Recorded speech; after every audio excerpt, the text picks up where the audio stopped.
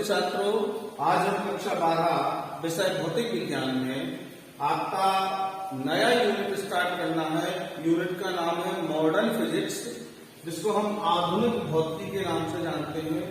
इस यूनिट के अंतर्गत हमें वर्तमान में प्रयुक्त होने वाले भौतिक सिद्धांत और जो आधुनिक चीजें हैं जैसे मोबाइल, सैटेलाइट, लैपटॉप, कंप्यूटर, अन्य रिसोर्सेज जो आप टेक्नोलॉजी के मामले में देखते हैं, वो सब उनके प्रिंसिपल क्या है वो, और उसमें जो आपका सबसे पहला लेसन है, फर्स्ट चैप्टर है इस यूनिट का। चैप्टर का नाम है प्रकाश विद्युत प्रभाव। प्रकाश विद्युत प्रभाव का मतलब, इसको इंग्लिश में कहते हैं फोटो इलेक्ट्रिक इफेक्ट। यहां एक बात माइंड करने की है, अभी हमने जब प्रकाश यूनिट पढ़ा था तो उसमें प्रकाश को लाइट के नाम से शो ऑफ किया गया था। यहां प्रकाश के लिए फोटो वर्ड यूज हुआ है। आखिर क्यों हुआ है, इसका कोई रीजन होगा। तो था क्या, आधुनिक भौतिकी कैसे आई और आधुनिक भौतिकी की क्या आवश्यकता पड़ी। तो सबसे पहले हम स्टार्ट करते हैं इस टॉपिक को। तो टॉपिक को स्टार्ट करने से पहले आप ये क्लियर कर लें कि आधुनिक भौतिकी क्यों आई और इसका मतलब क्या था। तो प्रकाश के परावर्तन, अपवर्तन, व्यतिकरण, विवर्तन, ध्रुवण, इन सब की जो व्याख्या थी वो व्याख्या आपके मैक्सवेल के विद्युत चुंबकीय तरंग सिद्धांत के द्वारा बहुत आसानी से हो गई थी। बाद में कुछ ऐसे प्रभाव देखने को मिले जैसे प्रकाश विद्युत प्रभाव, जिसके आधार पर आज सोलर पैनल बने हैं आपके, कॉम्पटन प्रभाव, रमन प्रभाव, जीवन प्रभाव, जटिल जीवन प्रभाव। तो इन प्रभाव की व्याख्या करने के लिए तरंग सिद्धांत सफल नहीं हुआ। तो फिर इनकी व्याख्या करने के लिए मैक्स प्लांक ने अपना एक सिद्धांत दिया, जिसे हम मैक्स प्लांक का क्वांटम सिद्धांत कहते हैं। और मैक्स प्लांक का क्वांटम सिद्धांत ही आधुनिक भौतिकी की आधारशिला है।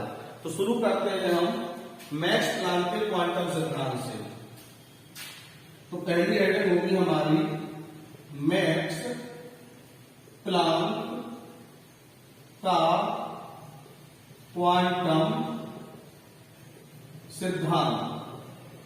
मैक्स प्लांक का क्वांटम सिद्धांत क्या कहता है? मैक्स प्लांक का क्वांटम सिद्धांत, मैक्स प्लांक के क्वांटम सिद्धांत के अनुसार प्रकाश ऊर्जा के छोटे छोटे पैकेट्स या पैकेटों या बंडलों के रूप में चलता है, जिन्हें क्वांटा या फोटोन कहते हैं। ठीक है ना। तो हम लिखेंगे क्या, मतलब मैक्स प्लांक ने ये कहा जो प्रकाश है वो फोटोन, एक कण के रूप में चलता है, उसी से इनका क्वांटम सिद्धांत लागू हुआ। और क्वांटम फिजिक्स ही मॉडर्न फिजिक्स है।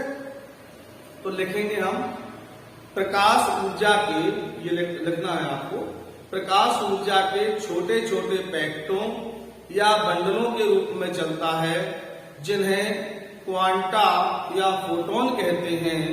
ठीक है ना। अब आगे आपको उसके नीचे पैराग्राफ छोड़ के लिखना है, प्रत्येक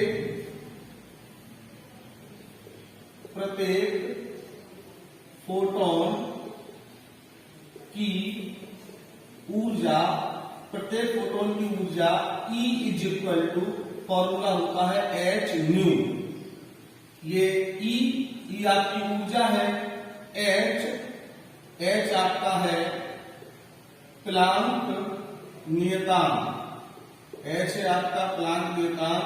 और H की जो वैल्यू होती है वो होती है 6.6 इंटू 10⁻⁻34 जूल इंटू सेकेंड। ये इसका यूनिट होता है, जूल इंटू सेकेंड। तो ये है आपका H। अच्छा, ये सिंबल जो ऐसे तिरछा बनता है, इस सिंबल को नाम दिया जाता है न्यू। न्यू क्या है? न्यू है आपकी फोटोन की आवृत्ति। न्यू क्या है आपकी? न्यू है आपकी फोटोन की आवृत्ति। तो ये फॉर्मूला आप देखें, इसमें फोटोन की ऊर्जा E = h न्यू, जहां h आपका प्लांक हो गया और न्यू आपकी क्या हो गई, फोटोन की आवृत्ति। ठीक है ना। तो इसके बाद फिर हमारी जो अगली हेडिंग आती है वो हमारी अगली हेडिंग है तापायनिक उत्सर्जन। तापायनिक उत्सर्जन।